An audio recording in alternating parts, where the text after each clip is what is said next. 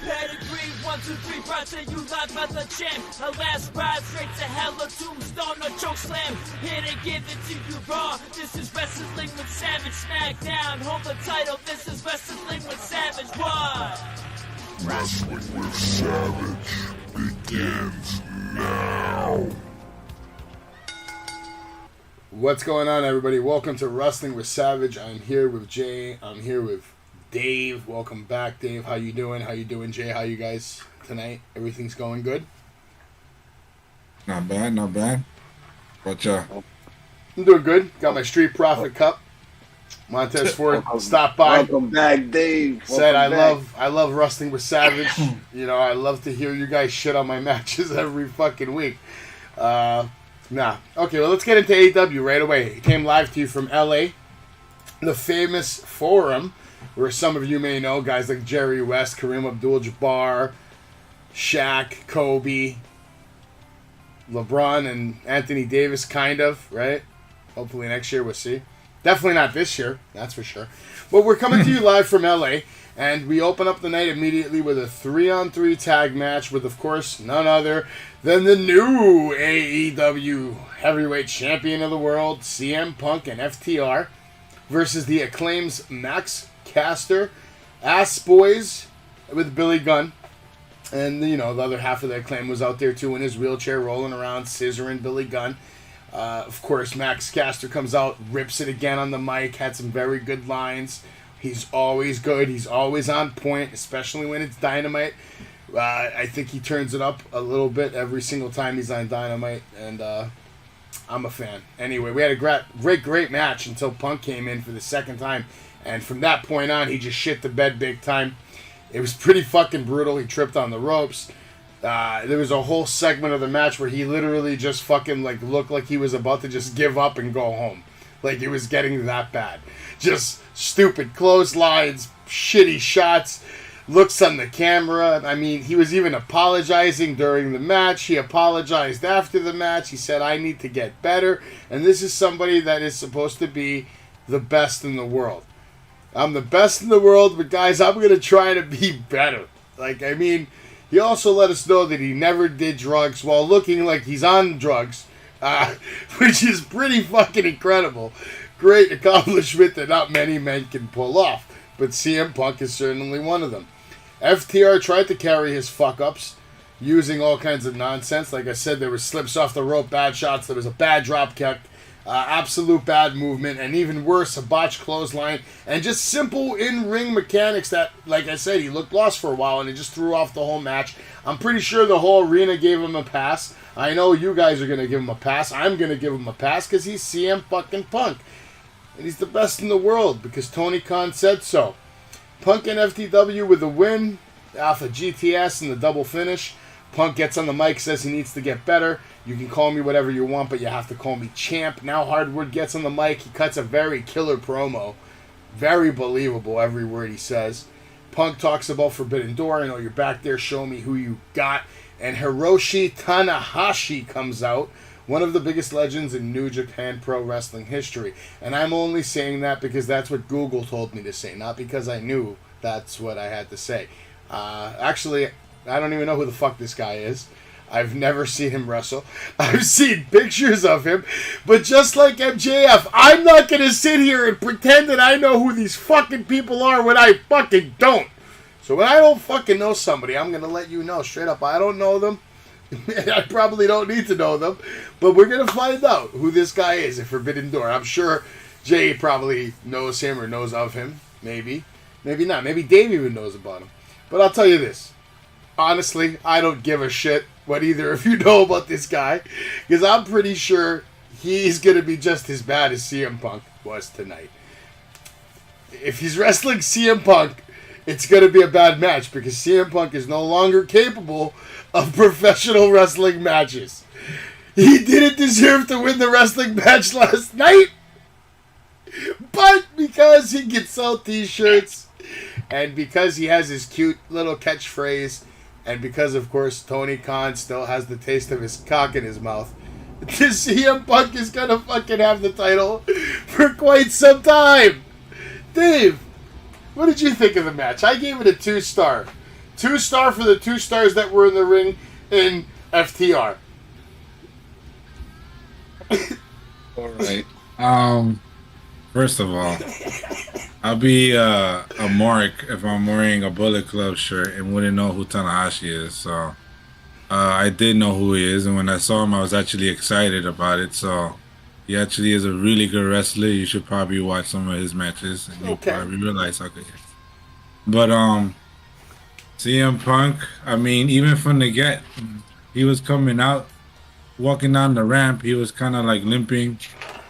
He looked out of it, you know. Like I was even surprised he jumped over the rail. I thought it was a risk doing that, but yeah, he looked like he struggled to get back up to the ramp a little bit. Yeah, and even when he walked off the ramp, you could see him like kind of like limping a little bit, like he was off. You know, like you could see he was tired. Oh yeah, he's starting to look like Jeff. I think the slip on the rope, I think it was a combination of hardware coming out at the same time. I don't know. I'm just trying to be fair. I did see him do a drop kick that completely missed, which was like hilarious to me.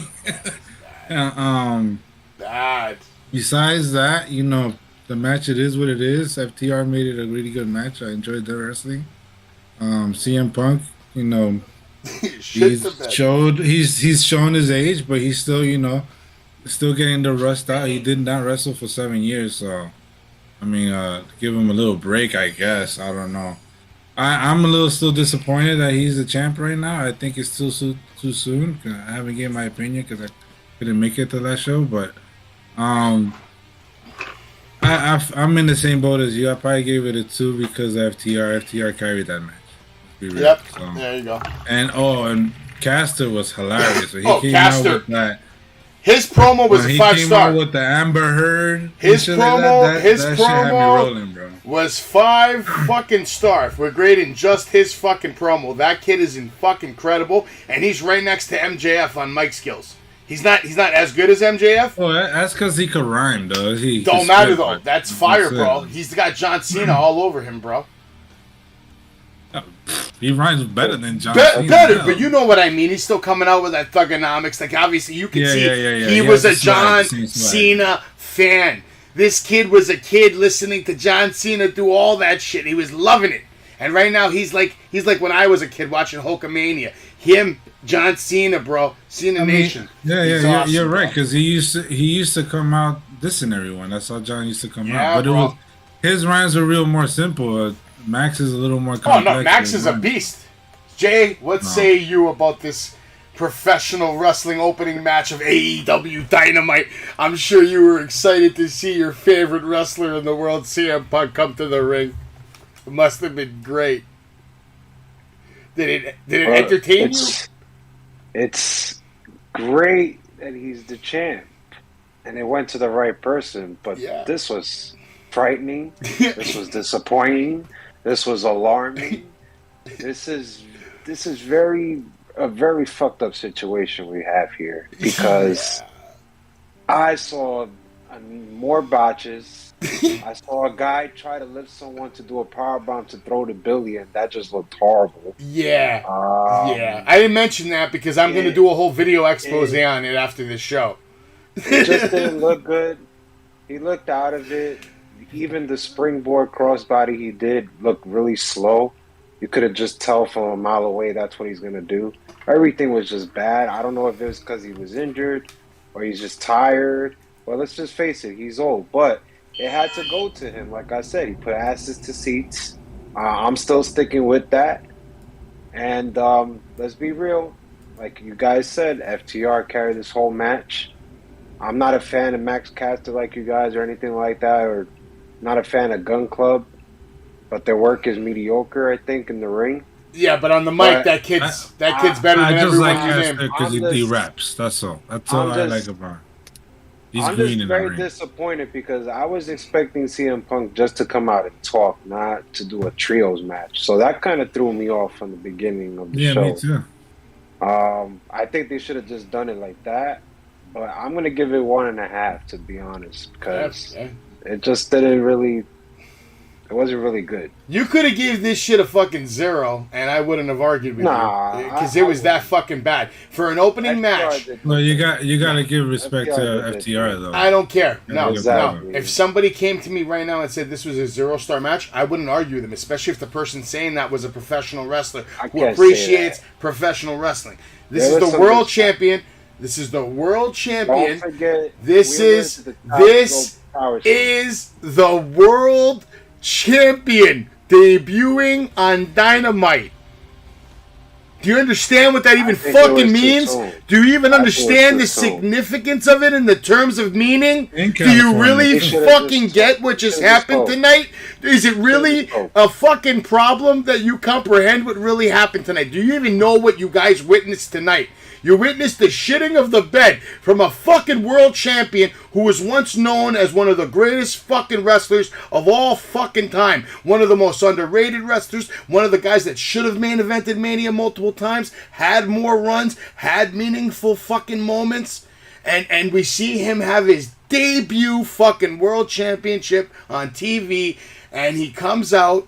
He's having a good time cares? and just shits the bed, bro, on live Who TV. cares? He's not even on my cares? top 10. I just say it has to go to him.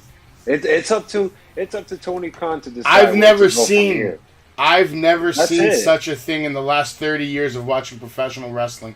Of a guy winning the world championship and the next night or 2 nights or 3 nights, whatever it is, comes on their fucking weekly show and just looks like shit from the get. Not even Diesel. Not even David Arquette. David Arquette. David Arquette Wow. looked more impressive on He Nitro, went- and that was 24 hours went later. there. Yeah, man. Nitro or fighting Nick Gage? Which All one? right, listen, I might be trolling extra spicy tonight, but it helps with the ratings. Overall, it was fun. I'm looking forward to see this guy from Hiroshi Tanahashi. Even JR had an expression on his face. Wait, hold on. Yeah. Did he fight Jericho? I think he did, right? I don't know. In Tanahashi? Japan? That might be the Yeah, first I match so, I yeah. watched then. Yeah, That I was think the if he second did, one. I saw that match. I saw I'm going to that look that match I up think tomorrow. that was after Kenny. No, that was after match. Kenny. And Wrestle Kingdom. It was like one of those Wrestle Kingdom. Nah, yo, Sure I've you- missed out on sure a you're lot of back. New Japan over the When he years, was the man. Painmaker. No, this was when he was the Painmaker. When The he last was New Painmaker. Japan match I saw was Kenny that versus was after Kenny. Jericho. Kenny versus Yeah, it Jericho. was after that. I don't His think next feud after Kenny was, I think, with I Tanahashi. might have saw it and not even fucking remember it. But anyway, we go from a 2-star match to I can't even rate this promo because it was perfection. It was exactly what I saw coming. It was exactly what I called out. As I've been telling you guys that this shit is a work, and this just goes to prove it. He's going to give this guy all the TV time in the world. He already disrespected him multiple times during that 8.5-minute segment. He doesn't cut off his mic until the time's really up because they have to move on to the show, and that's it. Time's up. He let it. No human being in the world, no employer in the world is going to give someone 8.5 minutes of camera time if they don't like them. Do you understand that, Jay? Like, is there a fucking problem here of communication? Don't That's you your get opinion. the That's opinion? your opinion. It's I'm a still not gonna agree fucking with what you spoiler, man. There You ain't can no say fucking everything opinion. you want. I'm gonna let you talk. It's a But work. I don't need to agree. That's great. It's a work. Well, you don't That's need to your agree, opinion. but everybody needs to know That's the your truth, opinion. man. And the truth is, this is a hell of a job by Okay. both men. MJF and Tony Khan are doing a fantastic job Tony Khan. of continuing this storyline. The one thing Tony Khan has done right since day one is 3 letters. And those 3 letters are MJF. MJF comes out. He's back sooner than anyone thought. He says he's in a lot of pain after what happened on Sunday, but all you people want to hear me talk. But this is Max Friedman talking. Big merger boss. Watch your product. Real shame if something bad were to happen tonight. I would not want to embarrass you, man. You've been trying to sit down with me for a long time to hash things out. Guess what? Too little, too late, and here's why.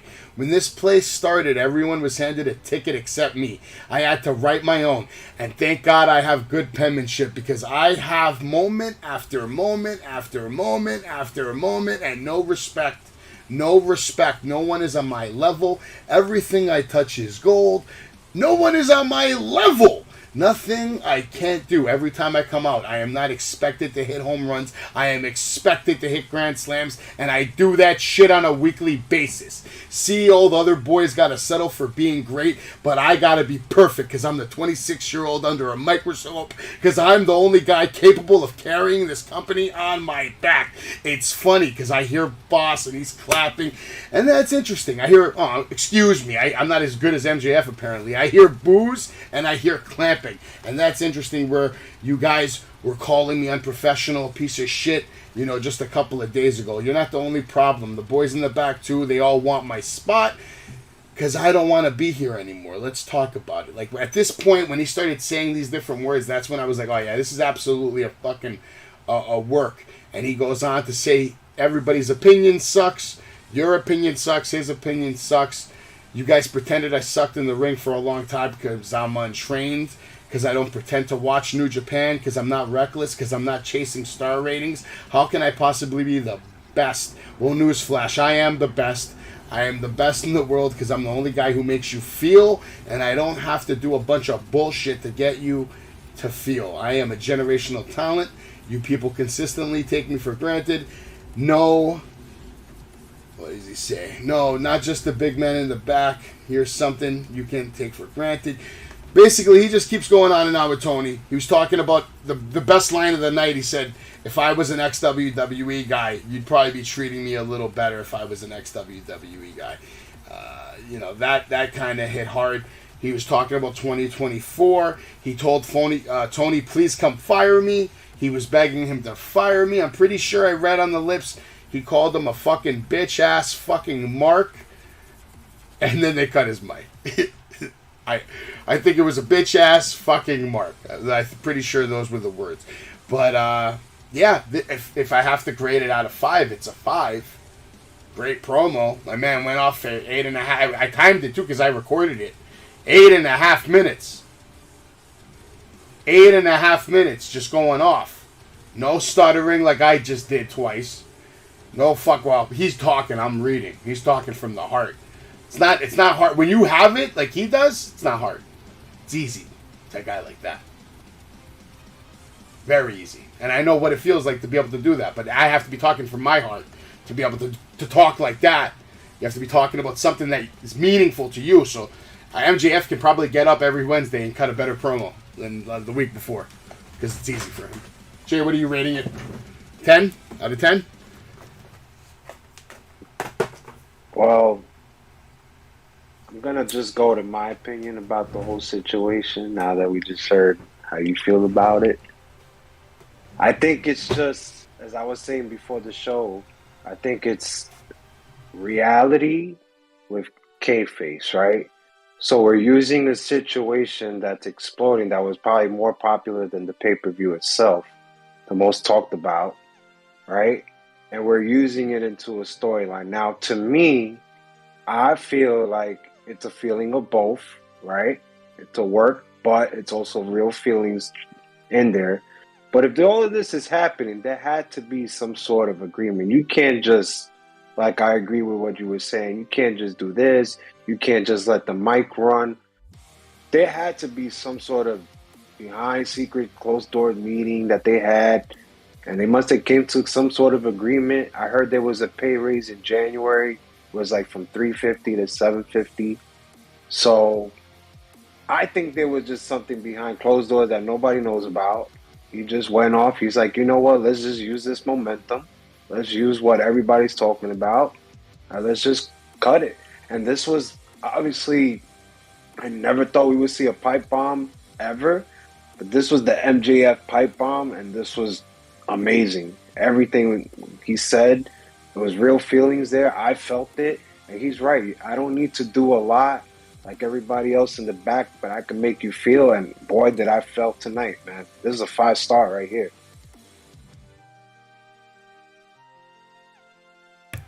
So what you're saying is they're meeting behind closed doors and working together. Well, there was a rumor that they were supposed to have a meeting after he left after the pay-per-view, after the Warlow match. That's funny because He usually didn't stay. usually people that have meetings, they the usually pay-per-view. work together. That's why it's a work. I know what you're trying to do, twist my words, but I'm just Dave, letting what you say know you, what it Dave? is. Dave, what say you? Maybe Dave thinks it's a joke too. That's how I feel about it. I think it's a work. Been saying it as well. It's not in the same level. The people are trying to compare it to the Sasha and Naomi, but it's not in the same level. I mean, think about it. If you want to use common sense, it's not like he could just walk out of his contract anyway.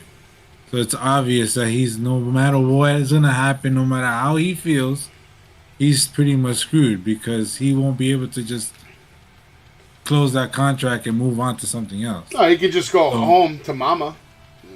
Yeah, but he can't wrestle nowhere else. So He can let's wrestle be in his real. You're backyard, gonna use though, right? common sense. If you're gonna use common sense, it's pretty there. It's pretty much right there. But all right, let's pretend it's real then. If it's real, then let's get ready to not see MJF anywhere else then, because that's pretty much what's gonna be the outcome if you use contract. You know how contracts work. Now I don't know what kind of contract he signed with AEW. If their contract is different nature, but I believe it's the same idea because they work, they do the same thing. But I still think it's a work, especially given that there was given what like George said over 8 minutes. I didn't count it, but it was a long time. 8.5. And he went off even when CM Punk's pipe bomb, he had to go through a couple of mics to finish his promo. It wasn't like he went off on one whole promo and then it cut it off. No, he went and grabbed another mic. That's how it went. This one, he went a whole 8 minutes when said everything they wanted to say, and then they cut it off. No. Yo, 8 minutes could be 3 matches on Rampage. And then they came back from commercial and just went on. It's like they didn't really talk about it. Yeah. So it's like, I don't know. To me, it just seems all over like a work. And they're just exploiting. It may have some truth in it. I'm not going to say it doesn't. But they're just exploiting that truth and making it into a thing. 100%. I feel like they're trying to do a Stone Cold McMahon type of thing. I think that's what they're trying to do right now. That's what I was saying. I don't know if it's going to be a face thing. Like if MJF is turn face and make him like Austin. Or he's going to stay heel. But I think that's what it's leading to. A feud against MJF and Tony Khan. He's gonna be just like Stone Cold. He's gonna be a heel who's a face. Like he's supposed to be a bad guy, but like the fans fucking love him.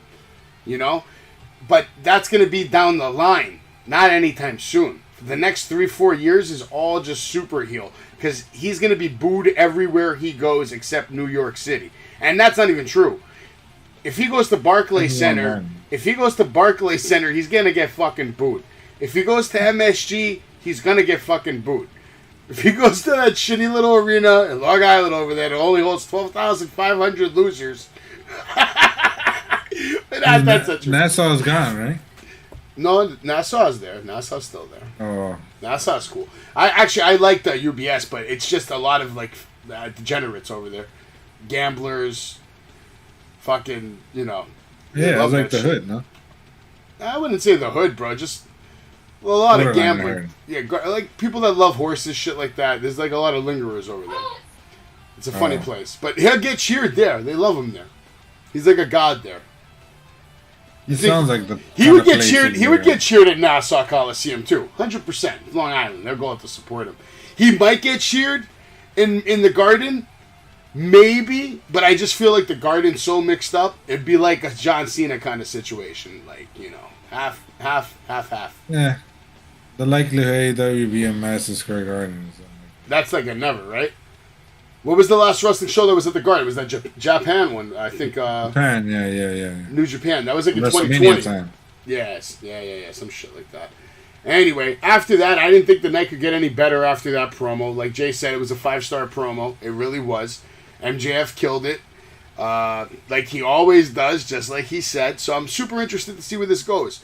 I've been saying that I think they're going to try to work this whole like employer-employee angle for as long as they can. I just really hope it doesn't lead to Tony Khan getting ring time in any shape or form. I don't need to see this guy in the ring at all. I don't need to see him taking chair shots. If they want to cut a vignette of maybe like MJF, like, I don't know, maybe attacking him at his house, something like that, I'd be okay with that. Or maybe on his jet plane. That's fine, just not in the ring. Tony should never, ever walk through those fucking ropes. Not once. Ever. That's all I'm going to say on the subject. After this, we get a promo. And I was happy to see this promo. Because I wasn't expecting this. This is one of those pleasant surprises. Miro will return to AEW, man. And I didn't think he was going to come back, like, right after the promo. I'm just thinking we're going to see a promo right now. Cool, Miro's coming back. I wonder when. All right. Earlier in the night, they mentioned Mr. Johnny Dark over there, or Johnny Rampage, or if you really want to call him Johnny Elite. Yeah, he's elite, all right. He decided to have an open challenge tonight, and after Miro's promo, basically saying that when he comes back, he's coming back to help his fellow men. He's coming back to help the Punks, the Cowboys, the Elites, all of them. I'm coming and I'm going to redeem them all.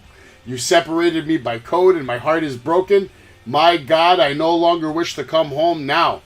Now I want to come and take yours. The Redeemer is back. Immediately following, we get a match between Johnny Elite versus Miro. Holy shit, I am genuinely shocked on the Dynamite. And hyped. Great promo by a great talent, and now he is back to destroy everyone, starting with Johnny Dark over here. Johnny immediately goes for a kick and another kick, and now Miro just clotheslines the shit out of him straight to hell. Continues with big shots to the face, the ribs, making everything look really fucking good. Stomping Johnny to dust and even almost killing the referee by accident. He looks like he's in the best shape of his life. Johnny with a big fucking shot, but Miro dodges. Johnny attacks again. He gives him a stiff side backdrop. Miro now working on the back of Johnny with shots and a huge suplex. Miro with another suplex. Very stiff, very strong. Miro now circles Johnny like the stalker he is, stalking his prey, who at this point is probably regretting signing the contract. Miro with a forearm in the face. Pin attempt, kick out at 2. Now the Redeemer has Johnny by the hair and hits him with a hard fist to the back of the head and puts him in a headlock submission. Finally, a stiff forearm from Johnny. He hits the ropes and Miro catches him and just spikes him to the mat. Now Miro calling for the end, goes for the big kick. Johnny avoids. Well, lands a good roundhouse kick. Miro stunned. Johnny with 4 fierce shots and a nice springboard kick to the face to Miro. Then we get a nice running knee and a running front flip splash. Johnny shits the bed with the spinning 450 splash yet again. I don't know why he's going for this fucking move. It's just an automatic botch highlight. What are you doing to your career? Miro catches the big kick, and now Miro calling for game over with a kick to the back and a nasty camel clutch with a full extension and domination. 4-star! Miro was super impressive, and I'm very happy that he's back. Dave, what was your take on this? I'm in the same feelings as you. When Johnny came out, I didn't even realize that they cut off to the next thing, and you see the promo, see Miro come out, and I was like, wait a minute. I was like, what's going on here? So when he actually came out, I was like, oh, he actually coming out. That's awesome. So I was actually really happy when it was a nice surprise because it was unexpected. As far as the match goes, the match was good. It was just more of a joy of seeing Miro back, obviously. But I'm pretty much in the same like you. You broke it down pretty good. So I'm more like happy about Miro being back. And the funny things he kind of said in the promos too is, I'm a little confused though. Like is he trying to still be the god or something, or like because he said I no longer need my god, or no? Now he wants God's house. He wants to go. Yeah, like now he wants to like. It's like, but I still liked it. I enjoyed it, and I get. If I had to give it a rating, I'll give it about a 3.5 because I don't think the match was like super great. It was just more about the excitement of Miro being back. I don't like that he makes about as much sense as the Ultimate Warrior does, but you know what? I'll take it. And not for nothing though. What you mentioned about how he almost killed the referee. Yeah, it was great. Bro, he was this close from catching that elbow, bro. Oh yeah. And I was like, whoa, he almost knocked this guy, bro. He didn't give What a you fuck. think, Jay? Yeah, he just kept going. I'm gonna say Johnny be gone. Johnny be gone. I don't think I ever want to see Johnny Ali ever again. In That should be AEW. the T-shirt. Johnny B list. He's not even on the list. He should just never. I think this was his second opportunity, and he just shit at the bed. The shooting star press he did looked like shit. And when he went for a top row splash, he basically rolled, and his leg basically got caught on Miro when he was coming down, and that looked like shit too. He runs the ropes like shit. I think it's probably. Well, Jeff Hardy takes first place, but he's a close second. This whole match, to me, I think it was just a great video package by Miro, but overall, I think this was a bad return for Miro. I don't think this was a good opponent for him. Good to see him back, but I think Johnny Ali really just shitted this whole freaking match out of Miro. Yeah, So but at least I'm gonna Miro give beat it. him. I'm gonna give 1.5 stars. I can't do that. All right, that's cool. I understand where you're coming from because obviously, they don't pair well together. But I think it's Johnny Ali. I don't think we should see him ever again. yeah, but I think that's no, good too, we right? need a jobber though, and that's what he is now. He's the guy. He's the jobber. We have Matt Sydal. He's the new Brooklyn Brawler, man. No, he just looks old. With man. flips and flippity dippity dops, whatever the fuck he Bro, does.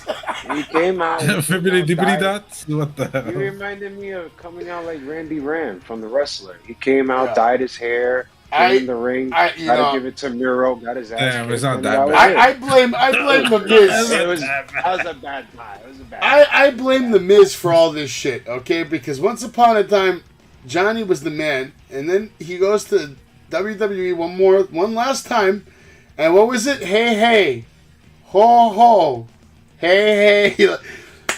I mean, he's never gonna recover from that shit.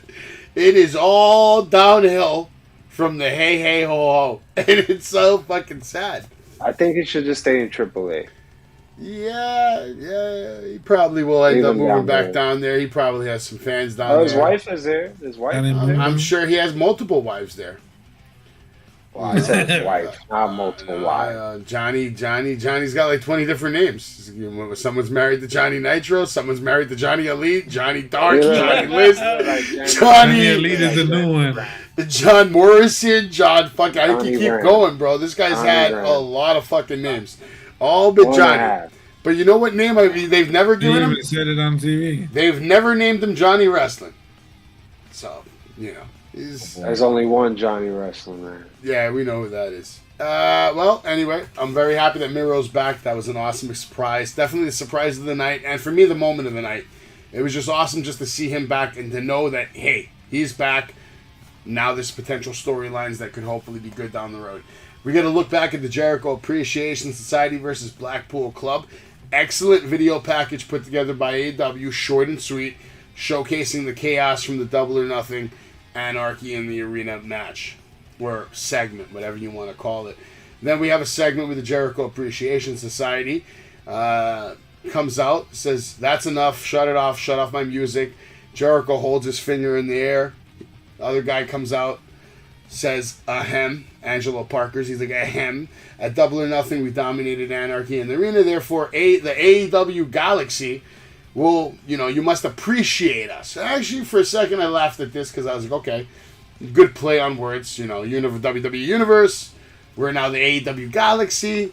Roman's like, acknowledge me. This guy's like, appreciate us. Not bad. I like it. A little more respect for Angelo Parker tonight. He went from like a -2 to like a 1.5 now. He's not as high as Matt Bernard yet. Like, Matt Bernard really earned a lot of my respect on Sunday night. All right? The guy can bleed better than anybody. Matt Bernard comes out, Double or Nothing. Like, did you see it? Did you order the pay-per-view? If you did, nobody does it better. I don't know what the fuck he was on when he was talking tonight.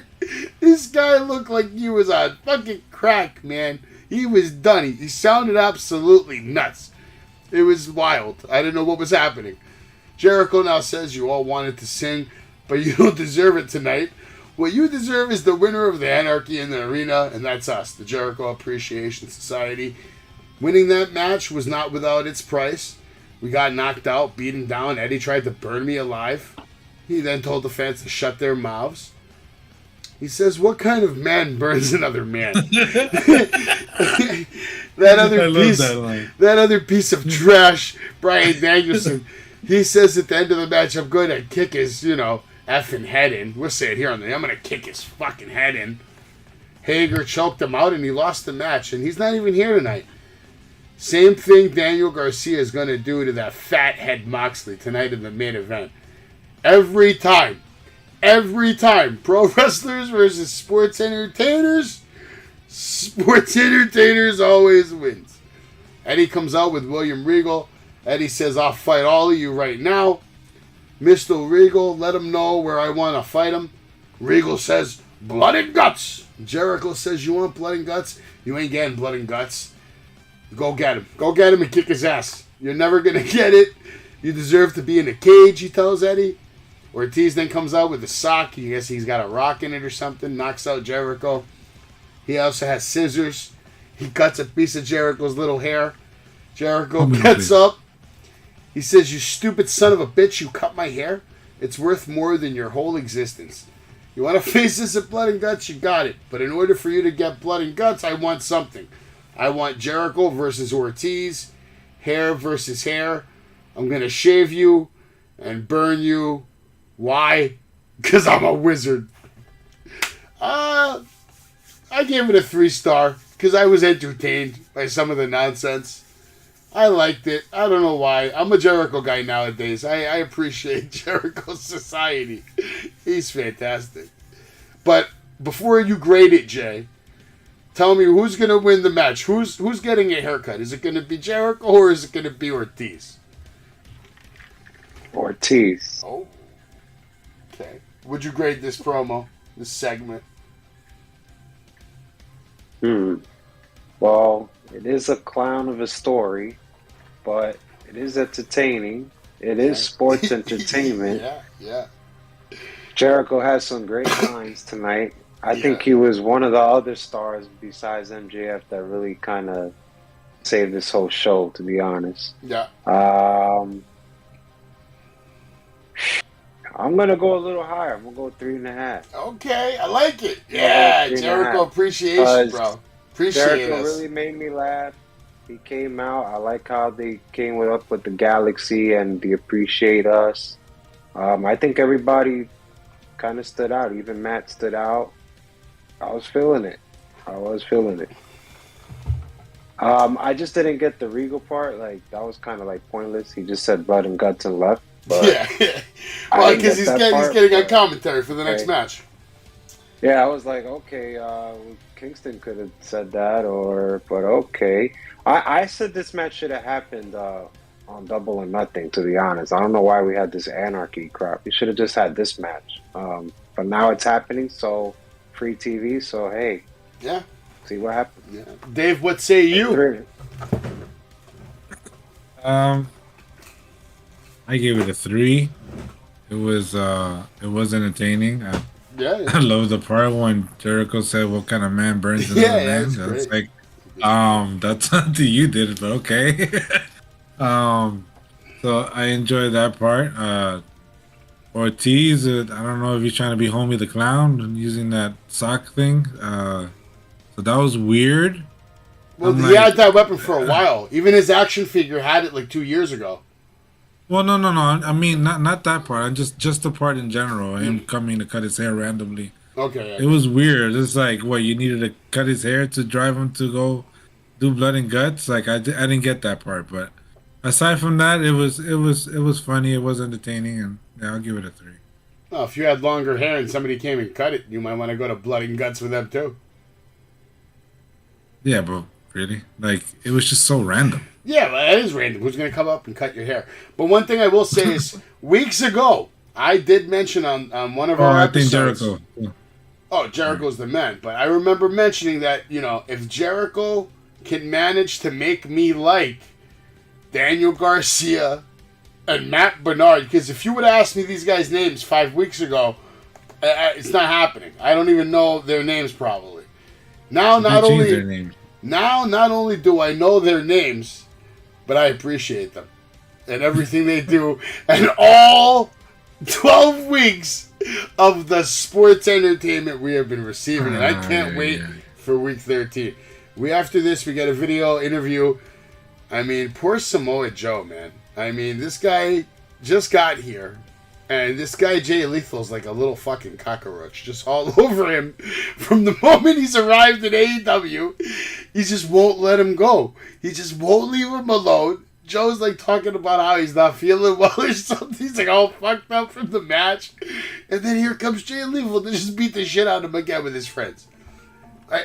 What's gonna happen? When are we gonna get this match with Jay Lethal and Samoa Joe? I mean, Joe's got to kill this guy. Like, it's insane. He won't leave him alone.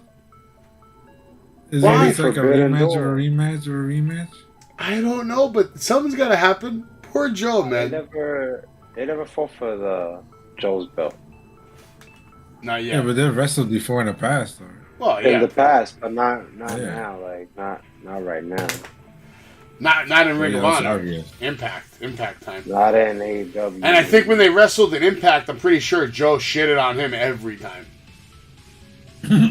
Well, I'm pretty confident. Jay was pretty popular. He was pretty popular. Yeah, he was pretty popular, but Ric Flair. But I don't think he was on Joe or AJ Styles level.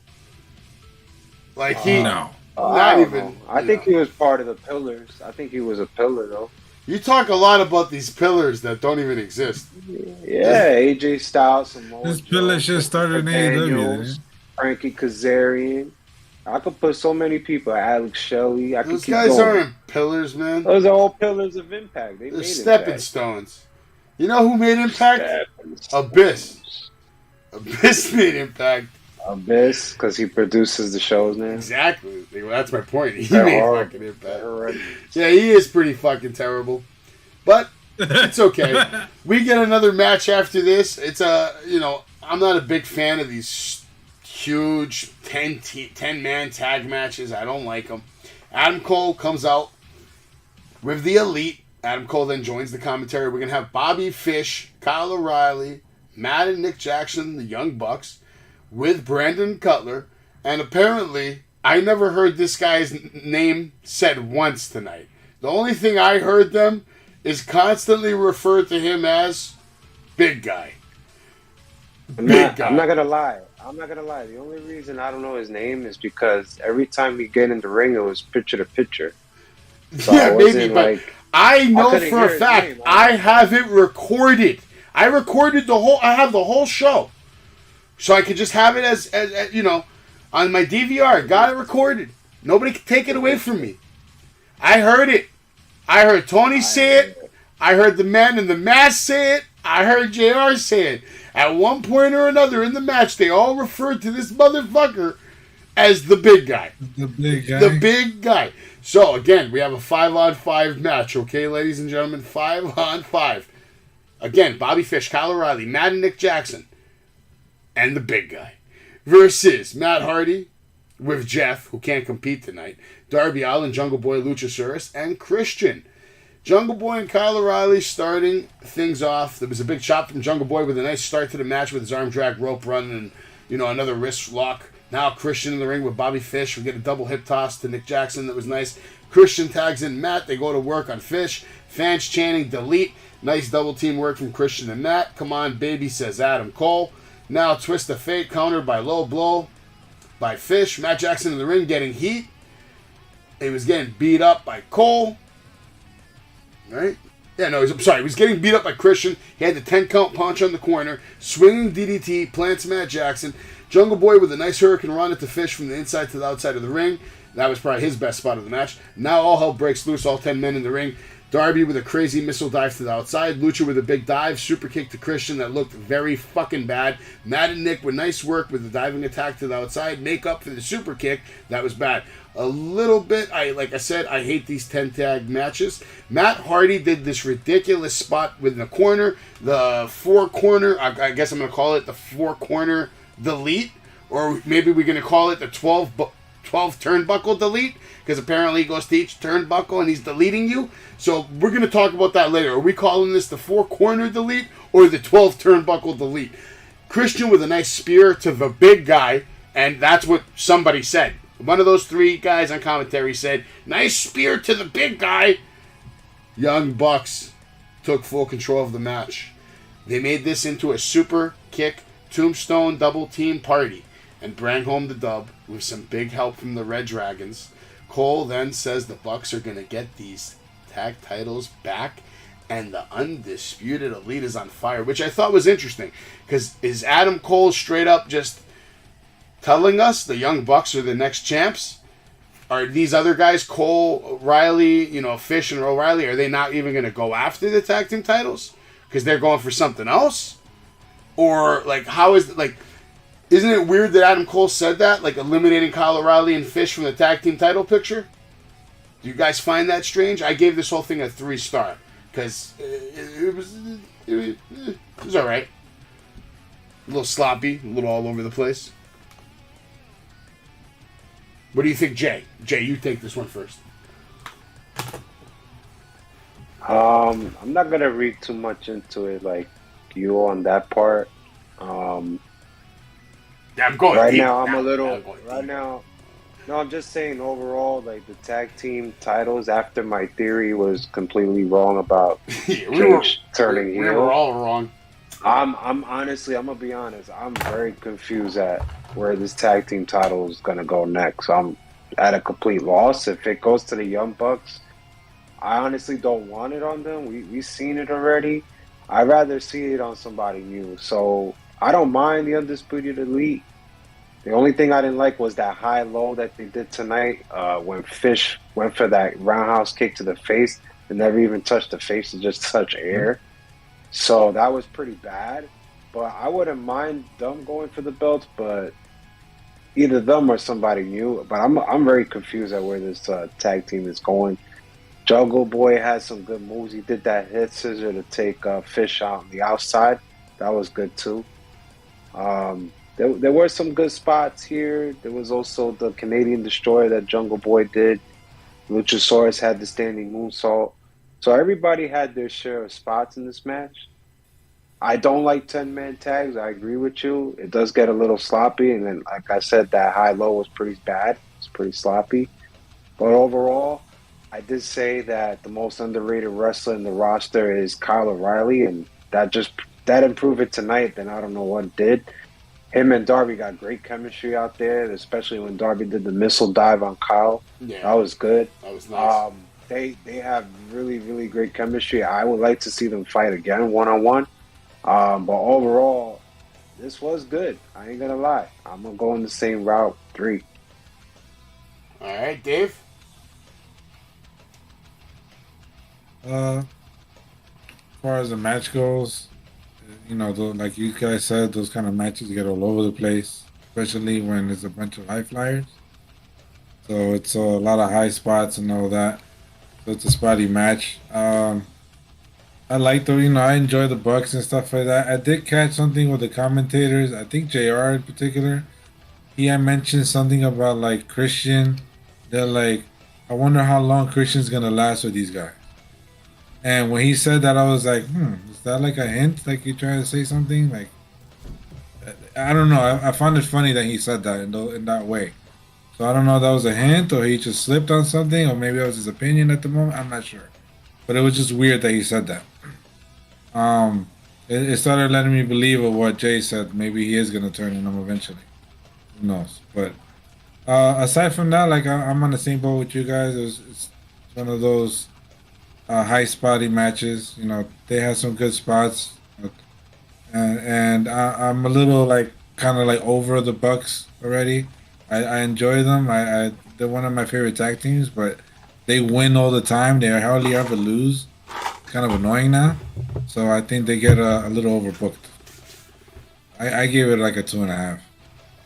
Okay. I just want to also say that ending was so weird with Cage when he just kind of shoved Matt Hardy. Yeah, that's setting something else up. Yeah. It does, but it's just like very confusing at where all Very this is random, going. right? Yeah, it's just all over the place right now. I'm just like at a loss. Yeah, they're trying to tell like 8 different stories in one match. You know, it's Yeah, kind of weird. exactly. I don't know, but I thought the highlight of the match was the commentary team just constantly calling this guy the big guy. I thought it was fantastic that they never showed his name on the screen and no one even knew what his fucking name was. Probably the wrestlers in the ring. And all I heard was, Adam Cole called in a favor and got someone from the Bullet Club to come help out. And they said someone. They didn't say name again. So the fact that we had a professional wrestler on TV tonight and no one in the building knew this man's fucking name. No one. Sad is I know JB Drew. I want to know, did this guy even get fucking paid? Or did they literally just pick him up from the street and put a Bullet Club shirt on him? Bubba must be pissed because I just looked him up and he was trained in the 3D Academy and everything. So Yeah, if this is true, he's probably going to be bitching about it. Yeah, probably. You can listen to that shit. I'm not listening to it. But after this, we get an interview from Keith Lee and Swerve. And then, of course, Swerve has to show off that he has all these friends. G, MCU, Flash Garments, Jeff Hamilton, Fashion Mogul. Right here in the forum, he's talking about Kobe and Shaq. And he's like, now gold has been gained before, and it will be gained again, says Lee. And you will all swerve in our glory. I gave this whole interview a fucking 0. Because it was fucking trash. It's fucking bad. I don't believe a fucking word he says. I don't even understand what he's saying. I don't think they're going to get any fucking gold anytime soon. You know why? Because they're not going to sell one fucking t-shirt. Not one. Not one. And Tony Khan only lets people be champions that sell t-shirts. And that's a fact. So yeah, they're fucking done. Next, we got an interview from someone else who's gonna sell no t-shirts as well, and her name is Athena, and she's back in the AEW, and she was the NXT superstar. Stone Cold started her off the top rope. She had a small run. She had a small run in WWE. Whoop-de-fucking-do. She's gone. She's now here. She's one of the 3,000 people Vince McMahon fired in the last year. And then, she comes out talking a little shit. Then Jade comes out and says, Tony, cut the shit. Which I like that line. Jade is growing on me. By the way, I made a Jade Cargill botch mixtape. And it's on my TikTok. No. Yeah, it's on my TikTok. In one day, this video has 52,000 views and 500 comments. And half the comments are people all like, holy shit, I can't believe she's this fucking bad. How did I not miss this or see this or know this? And then the other 250 people are all like, what are you doing? Why are you making this video? She's green. She's still training. She all defending her. I haven't responded to anything yet. But I'm going to make another video tonight. And I can't wait to upset those 250 fucking people. And here we go, man. After this, like I said, Jade was talking some shit. She comes out. Tony, cut the shit. All right? Everyone can come on and say this and say that. But I am that bitch. Stokely then is talking. Says, how dare you interrupt everything on your first day on the job, Athena. This woman right here is a queen. This turns into a standoff with the baddie. Skylander comes out. I believe Anna Jay. I already forgot her name because she's fucking brutal. They need to fire her too. She's fucking terrible. Terrible. This is all broken up by the refs and the officials. Jade is also 32-0.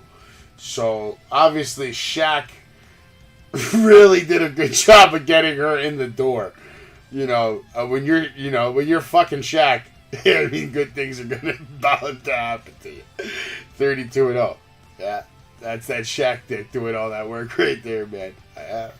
Big Daddy. Good God. I don't even know what to say anymore. 32-0, and she's like she's getting better. Like, you can tell the difference if you watch, like, from her first match to her last 3 matches. She's definitely better, but she is still so fucking bad. So fucking bad. And you know what? She's not going to lose a match for a while. She's not going to lose a match. She's going to be 132-0, Dave. What do you have to say about that? Does that bother you? It's terrible. It's terrible. Yeah. Terrible. Okay, like, I think they oversell her because she's big and all that stuff. And she is big, yeah. She is a unique looking woman. You know, she's not usually those big muscular women that look all funny looking or something like that. You know, not to insult any of them, but it's the truth. They always look kind of like different. She at least still has like a lot of feminine to her, so she is unique, at least in that standard.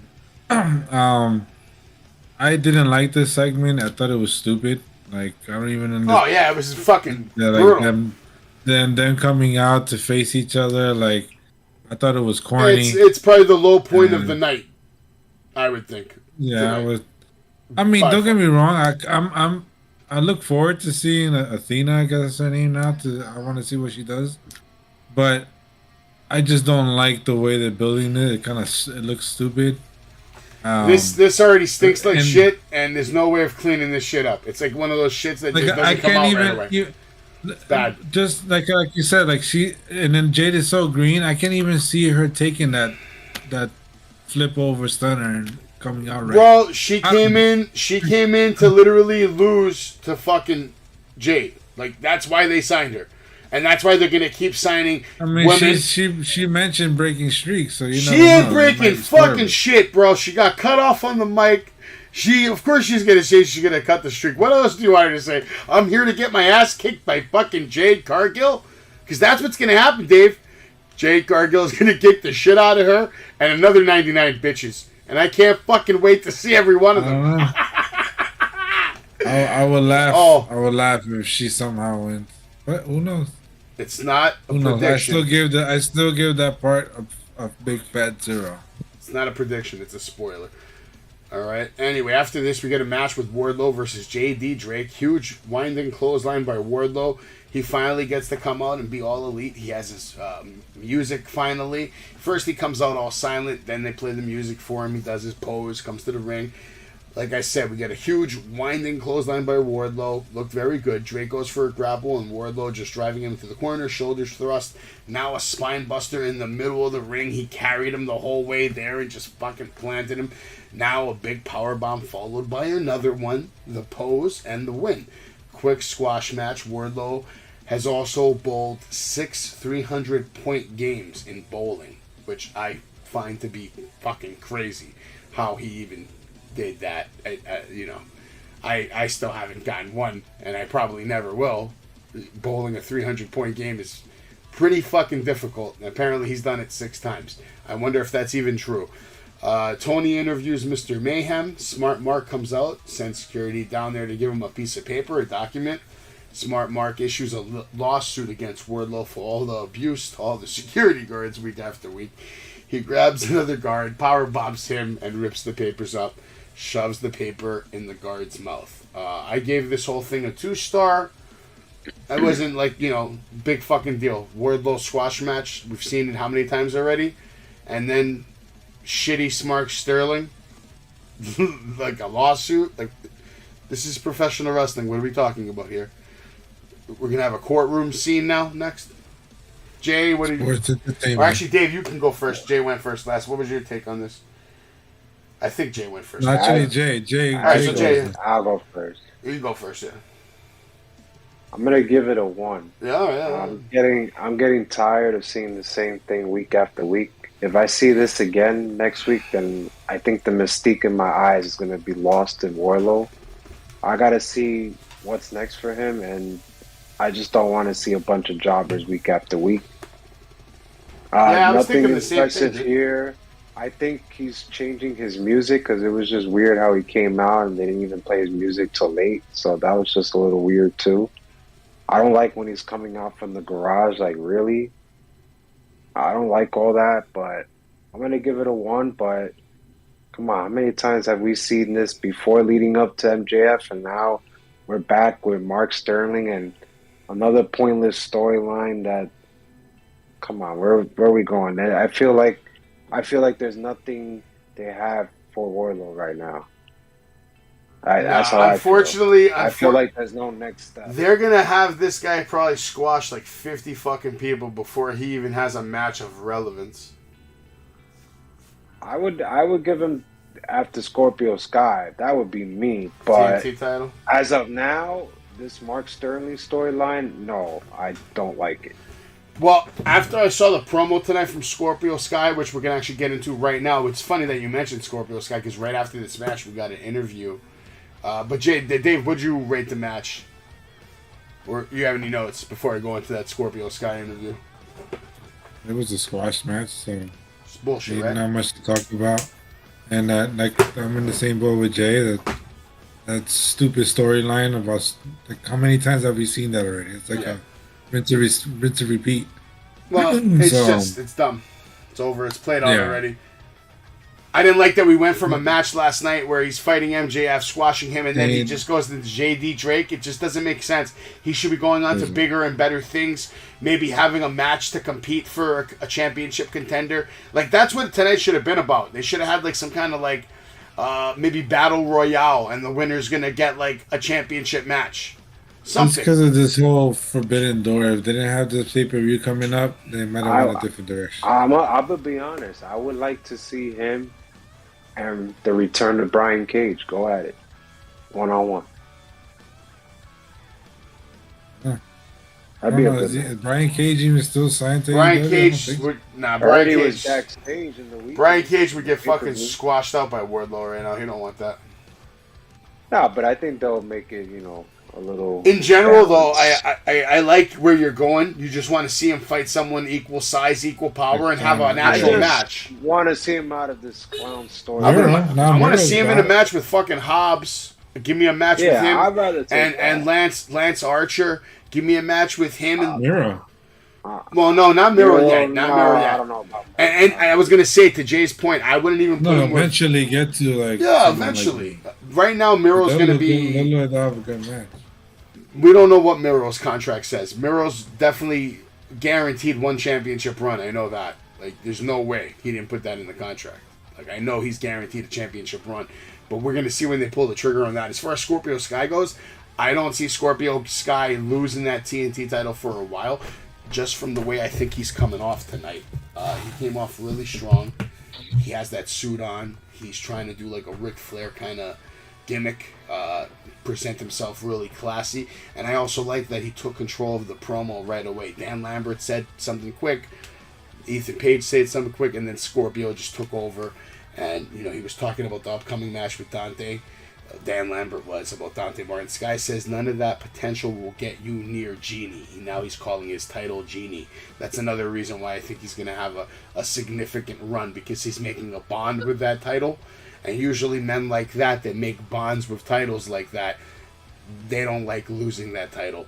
So I think him and Genie are going to be a thing for a while.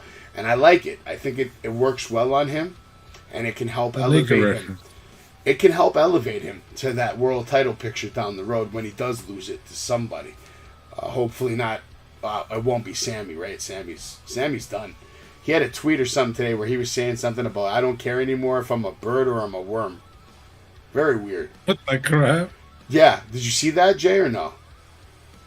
Whether it was on Twitter or Instagram or Facebook, he made a post that has a picture. He's like, I don't care what you do to me anymore, whether I'm a bird or a worm. Whatever that means. There's some kind of meaning there. Basically, I think he knows that it's over for a while, and that they got nothing for him, like, for a while. No world title picture, no tag team picture. Yeah. He's gonna. You stay in AAA, that's all.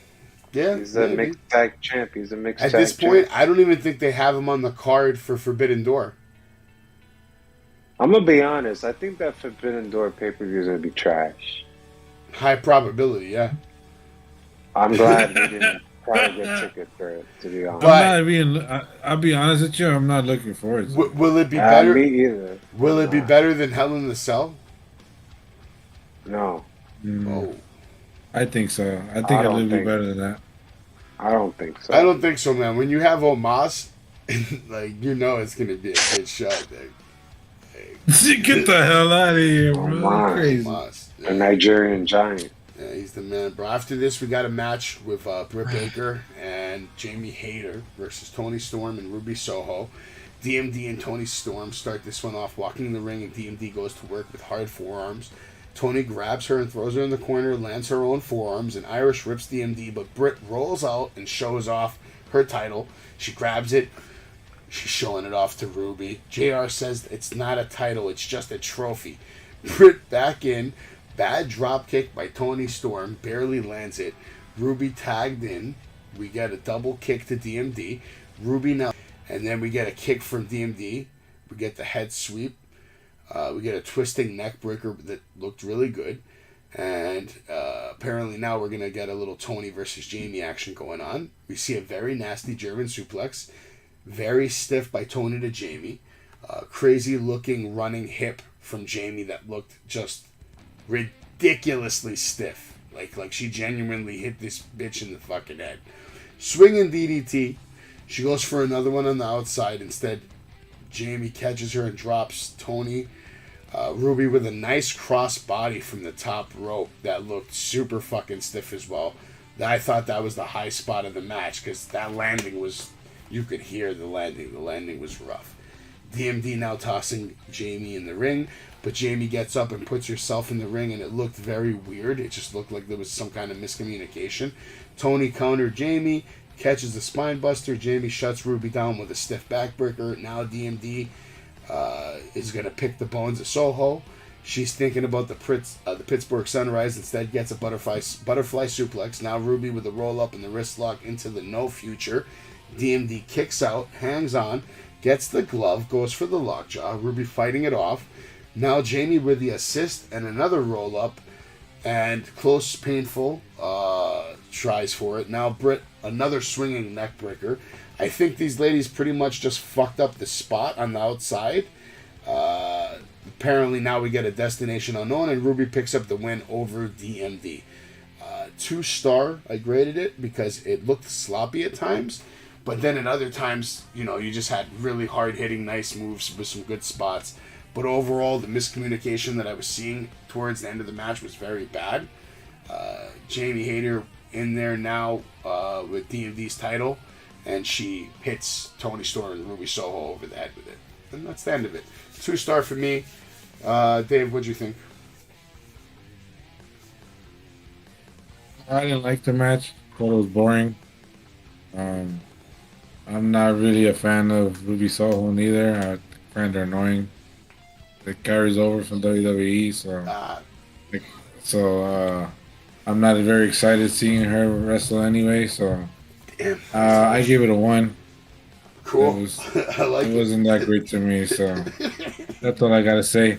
I don't even want to talk about it. So go ahead, Jay. You can take over. Jay. I think we need to tell Toni Storm to stop doing the Alabama slang because once again, for 3 weeks in a row, it looks like trash. But I'm going to say this is actually Toni Storm's best match, believe it or not. Her German suplexes were okay. They weren't great. You almost killed her. One of them. Okay. Yeah, it was okay. I liked it. Great. Jamie Hayter. I think she dropped it on her head. Yo, Jamie Hayter took a fucking beating in this match, Dick. That hip attack. Shot in the face. I thought she was out. Yeah, that hip attack was bad. But bad in a good way. Jamie Hayter was holding her own, though. She had some good spots, so she did the manhandle backbreaker, so that was good. Brit Breaker had that twisting neck break on the outside on Soho. I kind of figured Soho was going to get the win on this after she lost in the pay-per-view. So I don't know what this is setting up in the future, but I didn't really read much into it. Britt's still the shit. She's still the pillar. I don't give a fuck, but this match wasn't, and Toni Storm is kind of one of the reasons why. 1.5 for me. I don't even think Brit should have even been in that match. The best thing I saw Britt Baker do was the way she put her glove on so fucking perfectly while she was like fighting. That she's got skills. That girl putting a glove on. If you very think impressive. about it, the first 10 minutes of the match, they didn't even do much. This was like Not really, nah. They didn't really do much. It this. was like a filler. Man. Chops and- This match was still better than the best match on Monday Night Raw. So Almas, The fact that you said Omos is just... the Nigerian listen, giant. I'm looking forward to watching Omos get fired. I don't know when, I don't know where, but I will enjoy it. The last segment of Raw, I don't even know what happened because I fell asleep. So Yeah, it was bad. all I know is Wait, all I what remember happened? was Lashley coming out. Nah, you would have died laughing. And I woke Nah, up with Miz's Dick, mission. listen to this. Wait till this Listen to Sunday. this. So Bobby Lashley is sitting at the table, right? They got a table in the ring. It's Bobby, MVP, and Omos. And they have the camera on Bobby, and he's babbling, right? But he's looking at MVP when he's supposed to be looking at Omos. And then they turn the camera to MVP, and you can just see MVP go like this, like talk, look at him. Yo, it was so fucking bad. Jay, am I lying? You saw it. I know you saw it, man. I wonder I if I think it got was the DVR. I part could probably where watch it. there was the table and he was just staring at Bobby and Bobby's like, "Are you gonna like knock this fucking table or what?" Like, And he just had a stare down for like 30 seconds, and then Bobby just knocked the table. Yo, I was like, what the fuck? if And I then would have the- paid expensive Omos just seats, comes at him. if I would have Oh. bought like expensive tickets and witnessed that Monday Night Raw, I probably would have went to jail that night. I would have tried. I would have murdered a I would have security thrown a guard. soda. I would have thrown a soda. Yeah, I definitely. Yo, we should go to MSG and like hit Omos in the head with a fucking Coca-Cola. You guys are out. I don't give a fuck. You guys sucks. Whatever. Both of them, Bobby and them, both suck. Nah, Bobby's boring as fuck. Bobby don't deserve this, man. Bobby don't Bobby deserve Caruso? any He of this. deserve this. He Bobby don't can deserve wrestle, but his mic He doesn't deserve He this. still don't deserve this. It He don't matter, doesn't man. deserve this. He don't Nah, he deserve don't. it. You don't deserve this. Actually, no. he was no, just the WWE He paid his champion. dues. He was just the champion. Now you're fighting Omos like 4 months in a row. Damn, like, shit is fucking bad. Oh man, poor Bobby, The bro. Nigerian giant, bro. Yeah, the Nigerian. At least he has a name and the people know him. You know, we know his name.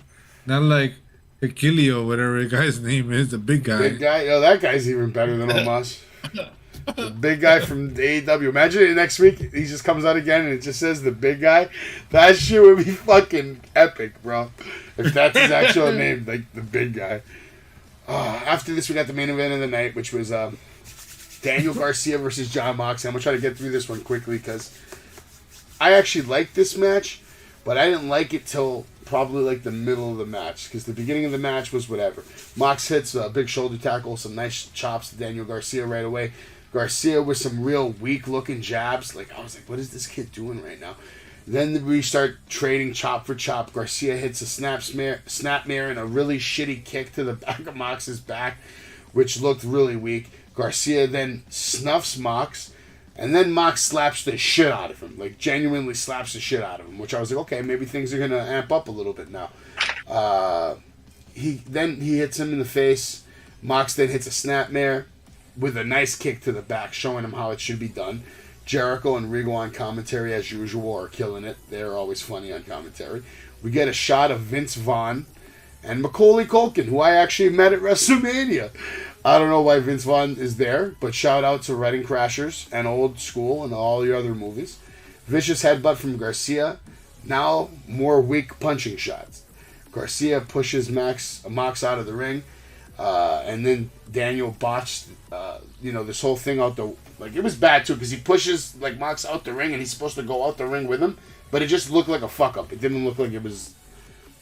It didn't look like the way it was supposed to be planned. I guess I don't know. It wasn't bad. He continues to punch Mox in the face. Then we go to picture-in-picture on the main event of AEW's flagship show, Dynamite. Yet again, main event, we get picture-in-picture. During the break, we see Mox bleeding like a stuffed pig. This Friday, the match was announced for Young Bucks versus, oh my God, they don't even say the name because Mox is dumping Daniel Garcia on the steel steps. And when I saw the replay too, that shit looked fucking... And this is the point where I started enjoying the match. Because we come back from picture in picture, and we see Daniel Garcia literally get dumped on the corner of a steel staircase. And you could actually see a blood stain on the steel staircase. Now, I don't know if that was from Garcia or from Moxley, because Moxley likes to bleed when he bleeds. He takes it to another level. You know, he needs to make sure that he has to, like, get a blood transfusion right after the match kind of bleeding. He's a little nuts. It just looks super stiff. I was kind of shocked to see it during the break. We saw a bunch of things. We saw figure fours. We saw sharpshooter attempts. Coming back from the break, now Mox with a suplex off the top rope. And the hammer and anvil elbows to Garcia. Garcia rolls through, gets his own elbows on Mox, a sleep holder. Now Mox again rolls through, more elbows, and now going for the cross arm breaker. And Garcia counters into a nice submission. Jericho says he was the man of 1,000 holds, but Garcia knows 43 more. Now we get Mox with a snap German suplex that looked really good. Garcia with a stiff chop and his own German suplex, and then a big pile driver. And the pin. Mox kicks out at 2. Garcia with the sharpshooter, and Mox reverses it. Garcia then counters into a pin attempt. Mox kicks out. Both men were exchanging very big shots now. No more little stupid, cheap-looking, weak shots. All good, stiff shots. They were trying to knock each other out. They pretty much kind of did. And then Man in the Mask lets us know it's Bucks versus Lucha Bros on Friday, which I want to confirm that. Is that real, or did he fuck up and say the wrong name? The Lucha Bros, they're now in AEW? We'll get into that in a second. I have no idea. I have to Google it for confirmation. Max back in the ring, rolls Garcia in the ring, and now Jericho runs down, causes the distraction, but Mox with the paradigm shift and the submission for the tap out and the win. Eddie comes down and beats Jericho's ass a little bit. Mox grabs the mic, says, Eddie, you're a hard guy to love, blah, blah, blah. You want blood and guts, June 28th, whatever fucking day, Dynamite, blood and guts.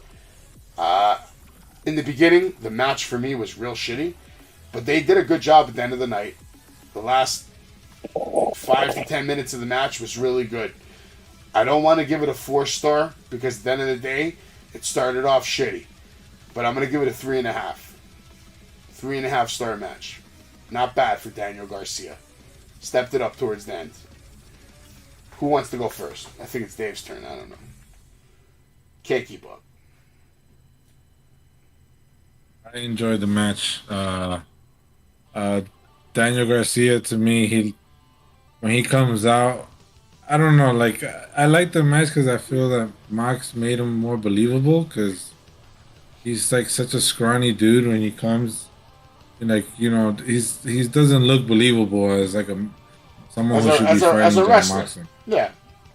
Yeah, so what's going on here? We just asked for it. Sorry. As far as the match goes, I actually was surprised. Like I said, I think Mox made him look really good. I don't know if it was Mox doing or it's just them combined, but I actually was surprised of the match outcome. So I personally gave it about a 3. That suplex on the stairs was crazy. I think even Moxie sent the ref to go out there and check on him at one point. So I don't know. Like I never liked this Garcia guy. I just not convinced by him.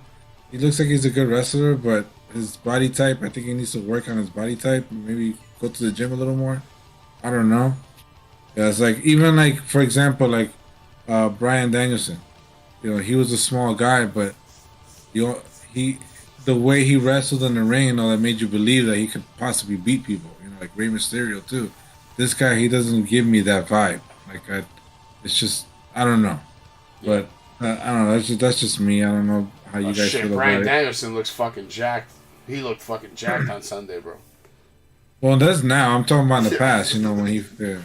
Because in the past, you remember when he first started. Oh yeah, he looked just like this guy. A little piece of and he looks exactly like Daniel Garcia. His in-ring ability made you believe though. You're like, wait, this guy can actually go. Yeah. This guy or Daniel Garcia, you can see he has the ability, But I still don't. For me, it doesn't. He hasn't got me yet. I don't believe it. That's just my opinion. Fair. What you think, Jay? I think this is another filler match. I think we couldn't have anything else going on, and we said let's put Moxley and Daniel Garcia together. I'm not a fan of Daniel Garcia, but I heard of him. I know he can wrestle. I'm surprised this match actually, Moxley match actually started in the ring for the first time in I don't know how many years. So I'm surprised at that. That was pretty interesting. So I paid attention, and the match had me hooked. There was some nice spots. Garcia had the top rope back suplex. Garcia kind of showed his facials. He sold it. He even licked the blood of Moxley. Now, I don't know if Moxley recut those stitches or he cut himself with a blade, because when he was on the steel steps, he was kind of just playing with his wrists and kind of putting something there. I don't know if that was a blade or not. So Probably. I don't know if he really opened it or he just cut himself. But to me, it looked like he cut himself. Well, overall, I mean, it was a good match. I mean, Garcia said with the jumper that looked great. I think Garcia really stood out, but I don't think Moxley really kind of led this match.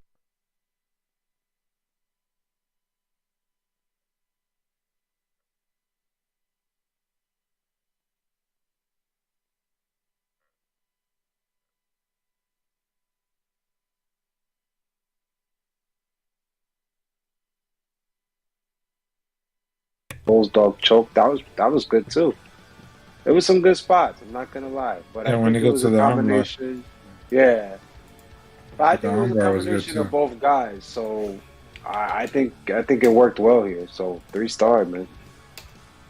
I had Well, fun like with the I only match. said, the only reason I said about the whole why I thought Moxley, because other matches that I've seen him in the past, I didn't feel like it stood out like this one. So that's why I thought maybe Moxley helped to kind of help him stand out a little more. I just Especially feel like like with the power drivers and stuff like that. It looked like a really hard hitting power driver. So like, oh, so I that's where I brought in, like, I feel Moxley helped him stand out a little more. I feel when it comes to the submission game, I feel that was more like Garcia's input. Like, you know what, I'm gonna Yeah, do you're these probably like these right leg about that, yeah. heels, and I'm gonna do this, and I'm gonna do that. So it's a good combination of both. I'm not gonna lie, and I'm not even a big Moxley fan whatsoever. But it was good. This match was good. First of all, in order Good for job. this match to happen, Mox is the one that made this match happen. Because Mox Oh, yeah. probably likes I'm this pretty guy. sure. That he's like, you know Well, what? I yeah, see something in no you. respect, Probably said, you know. Tone. They probably went to him, Mox, who do you want to work with on Wednesday? We need you to be the main event. He said, give me I'm Daniel not gonna Garcia.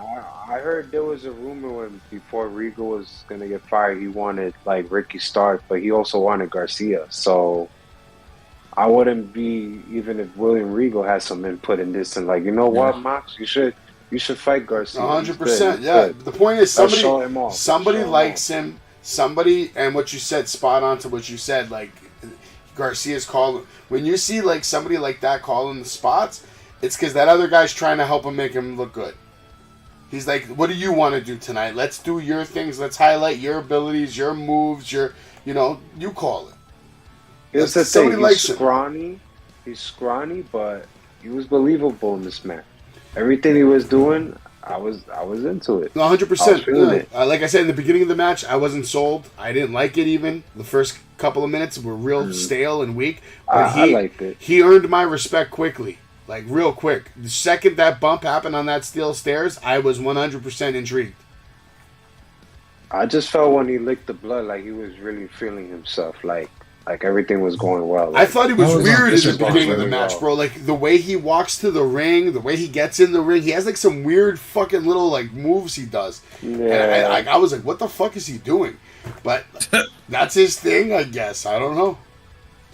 But the boy can wrestle. surprised Though. He can wrestle. I'm surprised they licked the blood with COVID going on, but hey, It's like, whatever, man. Teach his own, we each man. their own. blood and guts. Blood Oh, and guts, by man. the way, Lucha Bros is Ray and Penta.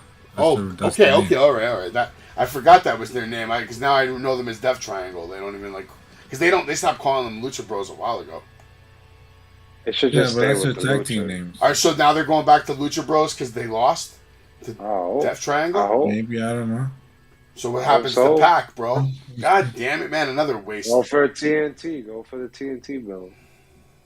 Pac versus Sky. They used to Yeah, let that him would cut. be good, actually. They were letting him cut sick vignettes and promos, and like they don't even like bother anymore.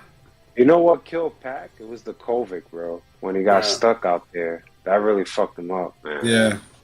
It really That's when did, he had man. his momentum before that. Yeah, he had the momentum, and everybody was talking about him. And But you can always He got get stuck momentum up back, overseas. man. Look at CM Punk. He come back after 7 years. He didn't have any fucking momentum.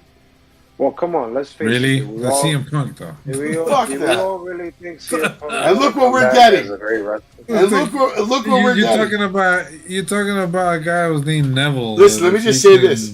Right now, Punk is on track to have more botches than anyone in pro wrestling by the end of this year. I think he'll Who would he prove by then. fight? Who would he fight after Forbidden Door? Adam Cole? The question is, who's he gonna beat after Forbidden Door? Because he's probably not losing for a while. I don't know, man. How does that challenge Yeah. work with the tournament, though? Can he challenge whenever he wants, or is it a Isn't it designated? I think- thought they mentioned that Moxley right now is the number one contender. I thought he was number 4. No? Didn't they say number 4? Didn't they mention it? Who they mention is number one contender right now? I'm gonna find out right now. I could have sworn this. I would assume it's Adam Cole because he won the tournament. No, but he just went. He just went for the title like 2 times recently.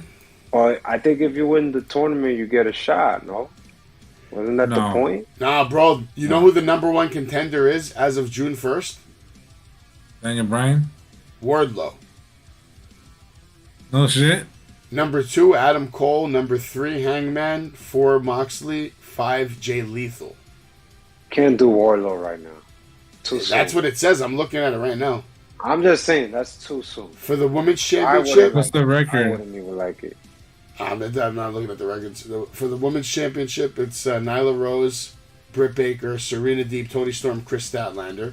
And then for the tag team, number 1 is FTR. Number 2 is Bryan Danielson, John Moxley. Number 3 is the Hardys. Number 4 is Powerhouse Hobbs, Ricky Starks. Number 5, Keith Lee, Swerve. That's Jesus. by the Bucks, but yeah, the Bucks are being the ones that they're gonna be the champ. Interesting. Well, I guess we're gonna find out if they beat I don't Lucha even know Bros anymore. on Friday.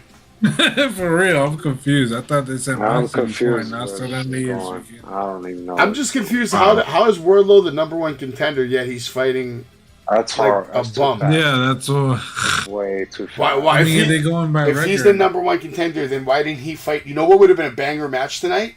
And I would have caught you both off guard. Wardlow versus Hangman Adam Page. Main event.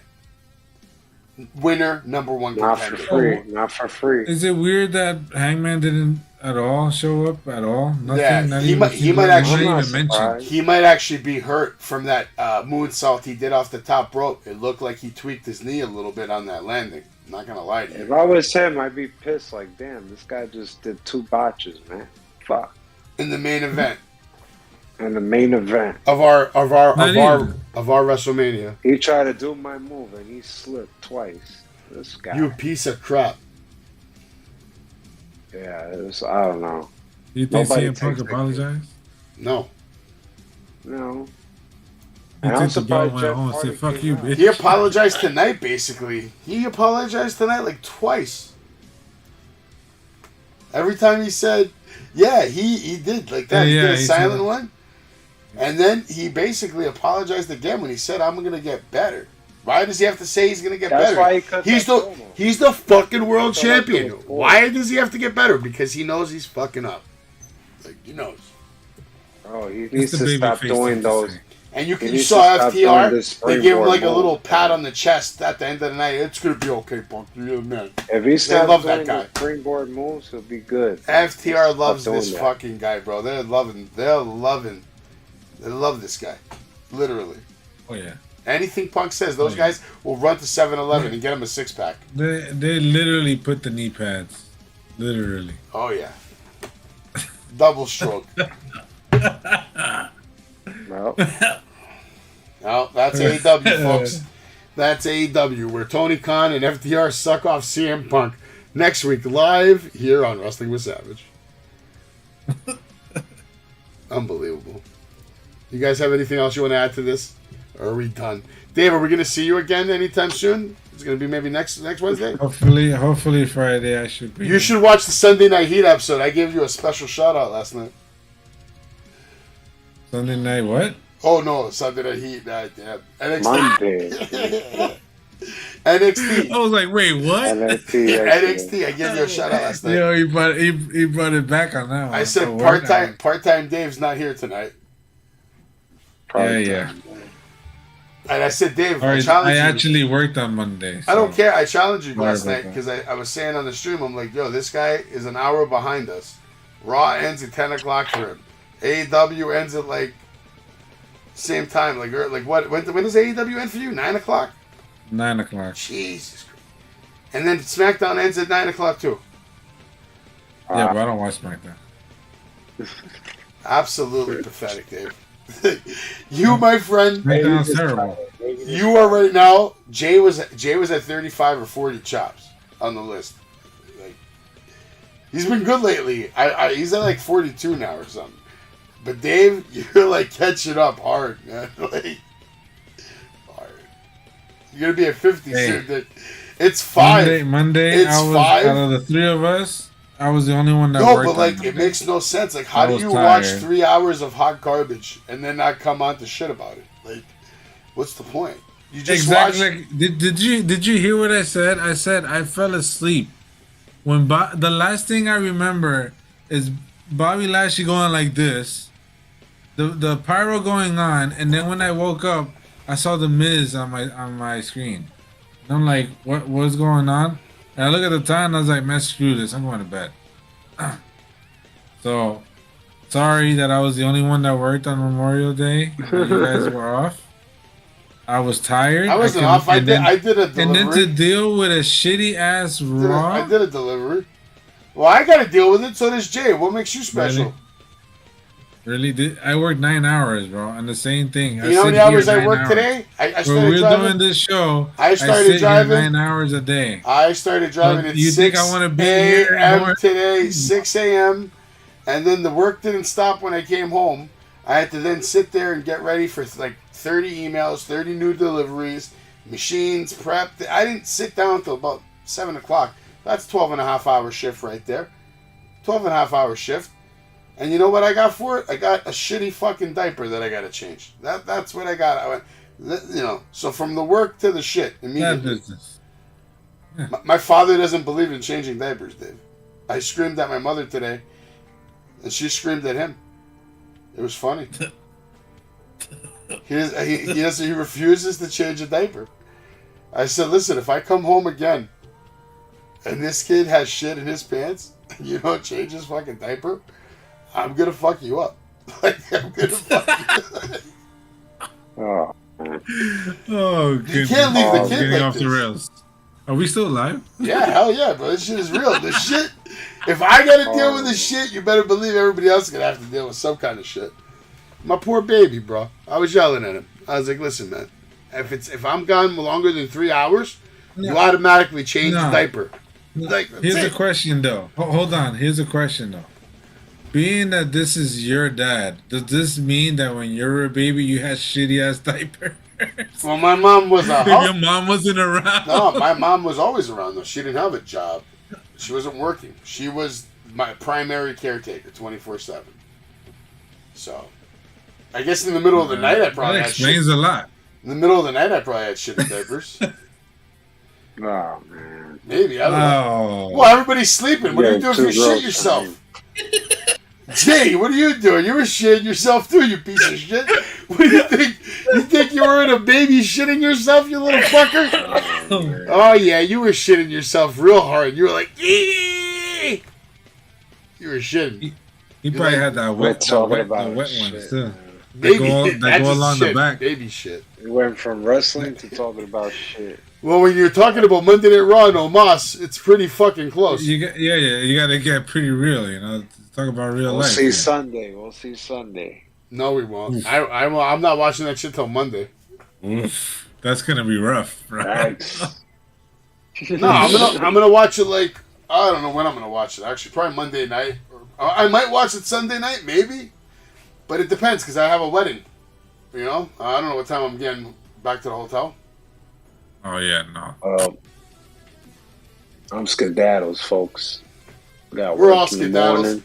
This has been Wrestling with Savage. Thank you, Dave. Thank you, Jay. We're gonna play the music, and you guys can join us again, or at least me and Jay.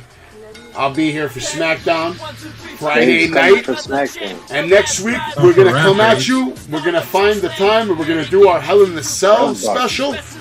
Monday Night Raw, NXT, Dynamite, and of course, back to SmackDown again. Have a good night, folks. All right, bitch.